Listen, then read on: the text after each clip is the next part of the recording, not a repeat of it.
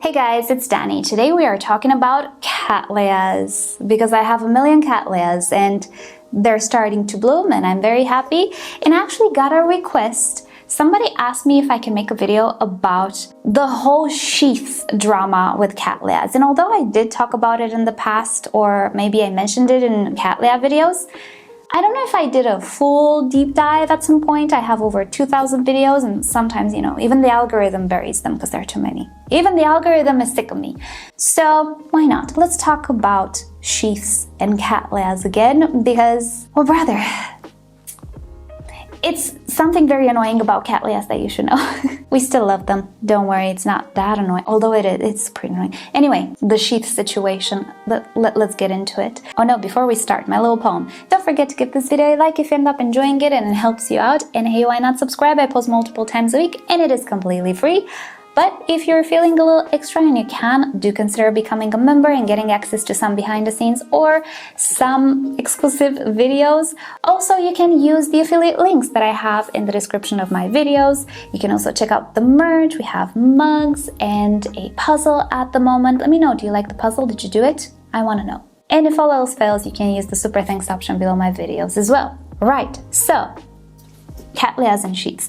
So first of all, if you're new to Cattleyas and you don't know this about them, the way they bloom, some of them is by producing a sheath on the top of their canes or pseudobulbs. And in this sheath, buds will form. And at some point, they will break through the sheath and a flower spike will grow. And there you go, you have blooms. Everything sounds very nice and pretty, right? Well, just because you have a sheath on a Cattleya doesn't mean that you will have flowers. And that can be very frustrating. And let me just check if I have something on my list because I sometimes write down ideas that I want to talk about. If not, I'm just going to talk about Cattleya sheaths. Okay, that's all I wrote down. Well, let's just freestyle. So first of all, why do some Cattleyas produce sheaths? Well, some species produce sheaths because they act as a little safety pocket for the developing buds. The buds are very, very, very tiny when they start to develop. They are so tiny they can be munched by the tiniest of caterpillar, really. So in order to protect them, an orchid produces a leaf-like formation. It's actually, I do believe, a modified leaf, which acts as a protection, at least in the early stages of the buds developing. Afterwards, as the buds grow, they will break through the sheath, like in this case, and at this point they don't need so much protection. I mean, if it were me, if I was their mom, I would still try to protect them because I don't know if there is any way in which an orchid can evolve now to be protected against me dropping it on the floor. But anyway, so yeah, at some point they don't really need protection. They just burst through the sheath and that is that. Now, some orchid species, that is, will produce these sheaths while others will not. Why? I don't know. But if I were to take a wild guess, I would say it would have to do with their environment, as everything evolves in accordance to their environment, right? So some orchids, let's say Cattleya purpurata, it lives in an environment that has distinct periods or seasons, let's call them like that, and it is more advantageous for these Cattleyas to grow in certain seasons where they have more water and bloom maybe in other seasons in which maybe they don't need as much water and nutrients because they are not actively growing. They're just focusing on those buds slowly, very slowly. They can take up to 6 months to produce those buds. But anyway, that would be my wild guess. That's why some of the Cattleyas in our collections grow one pseudobulb per year. They have like a growing season and then they stop and it feels like they're doing nothing, but they're actually, fingers crossed, growing tiny little buds in those sheaths for the remainder of the year. And then you have those Cattleyas that have continuous growth. They produce multiple directions of growth or multiple growths. They bloom multiple times a year. They come from different areas which maybe don't have a period in which they don't benefit from as much water or they don't have a difference throughout the year. So if their environment is more stable, let's say, than other Cattleyas, then there is no point for them to produce that sheath to protect the buds because, as you know, some of you might know, these orchids produce the buds directly inside the leaf as the leaf forms. And I would put it down to just having the resources necessary to properly grow a leaf, roots, structures multiple times a year, bonus buds as well. If you have resources, you grow. If you don't have resources, you manage. And that's what I think happens to some of these Cattleyas. Obviously, some of these or most of these are hybrids, they're not species. This one is the Burana Beauty, definitely a hybrid, but you cannot obtain something out of nothing. You will still have the gene pack.exe from the parents. You cannot obtain a Phalaenopsis from a Cattleya, right? So the genes that the parents have when we use them to hybridize will be passed on, some of them at least. So even if these are hybrids, and maybe they do bloom multiple times a year, you will still have some that produce sheaths. It's a thing. You will still have some orchids that produce the buds directly, even if they're hybrids, and they do have parents that produce sheaths and parents that don't. It depends how the genes split or mix. And since there are so many orchids and so many hybrids and so much intergeneric hybrids, really there isn't any way to know which orchid will produce a sheath, which one will not. Some orchids sometimes produce sheaths and other times they don't, because, you know, genetics, it is how it is. But if you have one of those species like, I guess, Cattleya maxima, Mossiae, I do believe as well, Laelia purpurata, you do know that they stay with that sheath for 6 months, maybe even. And that can be a long wait to wait and see if you will have buds or not, because just having a sheath doesn't necessarily mean that buds will decide to form. I know, very frustrating, right? Well, that's Cattleyas for you. Behold, one of my absolute favorite Cattleyas. This is the Fuchsia Glory Happy Holiday. She's a good girl. I mean, she blooms, even if the sheath hangs on the orchid for a lot of time, she blooms year after year.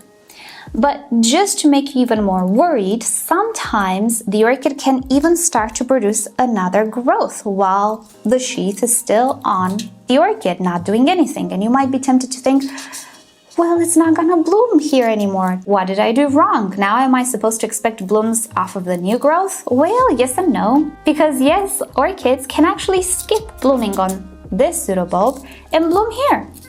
But they can also mature or grow this pseudobulb and go back to this one and bloom here. They can do that.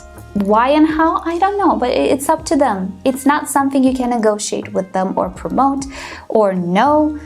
Because even within the same variety, let's say, you can have different behaviors from one year to the other. It might have to do with some very minute external factors that I'm not aware of. It might have to do with nothing other than genetics. But if you have a very nice pseudobulb and a green sheath on it and your orchid starts to create a new growth, don't be disappointed. Don't lose hope yet. It might still bloom from there. Now, typically when you have a flower spike and it's spent and you cut it, you will not have another flower spike. Like from old growth, not gonna happen. But if your growth did not bloom yet, there is still hope. As I was saying, not 100% hope, hope about 50%. That's a good percentage for you to hope. Now, if you want to make things worse, I might have an example. I'll show you. Now, I'm sure you don't want to make things worse, but they do. So you have an orchid with a sheath, it stays green for 6 months, and then all of a sudden your orchid starts to produce a new growth, and that beautiful green sheath is yellowing and it's drying. Did you miss the opportunity? Will you have blooms? Maybe no, but also maybe yes. Yes, orchids can actually still produce buds out of dried sheaths. Sometimes you will have a sheath dried on an orchid even for a year, and at some point, surprise, buds. They do that as well. Again, there is no recipe that will tell you which orchids will do that, and especially with the hybrids, and if you're gonna get buds or not. Sometimes you won't. You will just not get buds. Now, are there any factors that can influence formation of buds in a sheath or not? Well, yeah, there are some. For example, young orchids. Young orchids might produce a mature enough pseudobulb to produce a sheath, but in the end, nothing will sprout out of there. We call it a blank sheath, and it is to be expected with first-time bloomers. they might simply make the sheath and continue like nothing ever happened. They might try to bloom. The blooms might abort, they might be distorted. First-time bloomers are not reliable, so expect anything from a first sheath, even flowers, but don't keep your hopes high. So if your orchid is very young, chances are it's not gonna bloom from the first sheath. It's not a rule. Don't give up hope, but don't be disappointed if it doesn't. It's not something you're doing wrong. It's a young orchid. Also, if your orchid is stressed by any factors, maybe it's a new orchid, maybe you just repotted it, maybe it has pests, maybe, I don't know, maybe.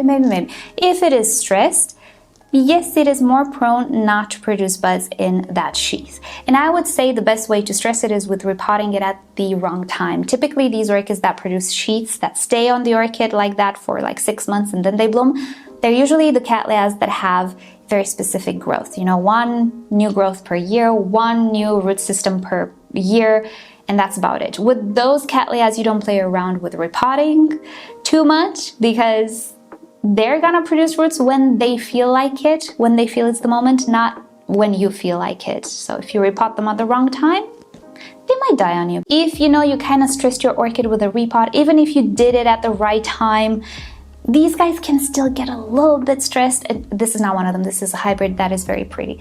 But there are some, again, like the species, the Nicosia, the Cattleya purpurata, all of these species, and maybe even primary hybrids between the species, they do inherit the same traits.